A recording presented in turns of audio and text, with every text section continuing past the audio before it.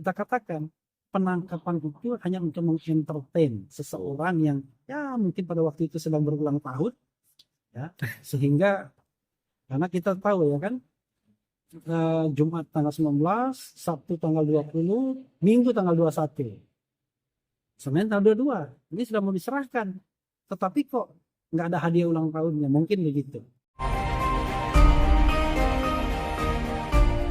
Dari teman-teman pengacara Pak Suryo juga ini Pak yang melakukan, tapi persiapannya seperti apa, itu yang pertama. Yang kedua, apa yang akan dipersiapkan, Ya. Intinya itu. Jadi kalau dikatakan rapid, kami sudah mendapat undangan untuk perkaranya disidangkan itu Senin ya. Dan mengenai persiapan tentu kami sangat siap, karena pertama materinya kan sudah jelas. Jadi yang kami permasalahkan hanya 3 saja.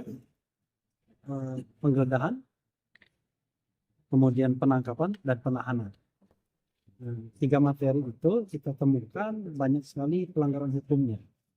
Seperti misalnya penggeledahan, kita tanya, sudah enggak surat penetapan dari pengadilan untuk melakukan penggeledahan? Penangkapan misalnya, ada enggak dalam Undang-Undang 20/2025 tentang KUHP itu penangkapan dikaitkan dengan P21 atau penyerahan tersangka kepada kejaksaan? Kami baca tidak ada. Penangkapan itu adalah upaya paksa untuk apa? Untuk kepentingan pemeriksaan tersangka atau 2 kali dipanggil dia mungkin tanpa alasan besar. Itu yang disebutkan di dalam pasal-pasal KUHP, pertama pasal 93, 95, dan 97. Mengenai penahanan, dari 8 alasan untuk menahan, itu pasal 100 ayat 5 tidak ada satupun yang dipenuhi atau terpenuhi untuk menahan Roy Suryo dan Dr. Tiffa. Apa itu?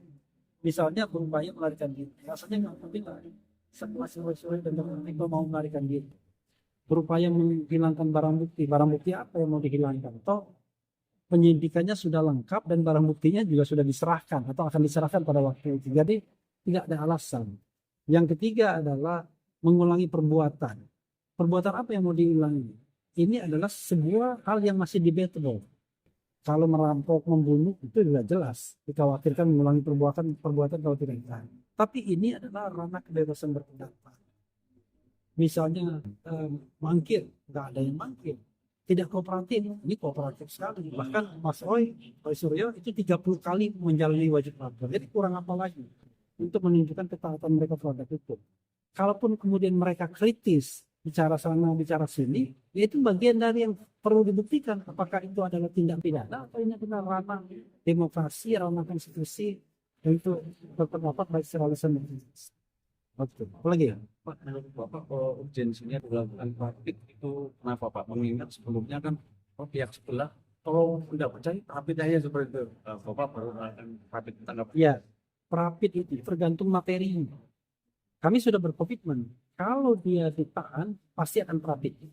Nah, rupanya ketika rapid itu dimasukkan, mereka dilepaskan, tidak ditahan.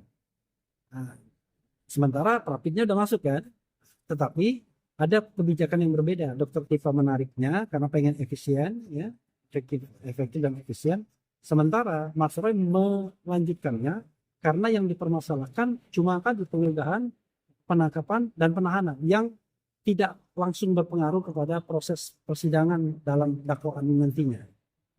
Diteruskan kalau memang tidak ada pengaruh. Kami berpikir bahwa ini penting untuk pembelajaran kepada penyidik agar dia jangan sewenang-wenang. Karena kalau tidak ada koreksi terhadap penyidik, maka dia nanti mengatakan bahwa apa yang mereka lakukan adalah benar adanya. Padahal kita mengatakan itu adalah perbuatan yang tidak benar, tidak didasarkan pada undang-undang dan aturan, sewenang-wenang. Pak, implikasi hukumnya apa Pak dalam rapid ini ketika antara menangkan atau tidak? Iya, saya katakan itu tidak berpengaruh kepada persidangan ke depannya. Yeah. Tetapi kalau selama rapid belum diputuskan, maka yang terjadi adalah sidang pembacaan dakwaan tidak bisa dimulai. Nah, tetapi kami tidak berpikir untuk memperlambat sidang. Kenapa? Karena kan klien kami kan tidak ditahan. Sehingga dia punya kesempatan untuk preparation.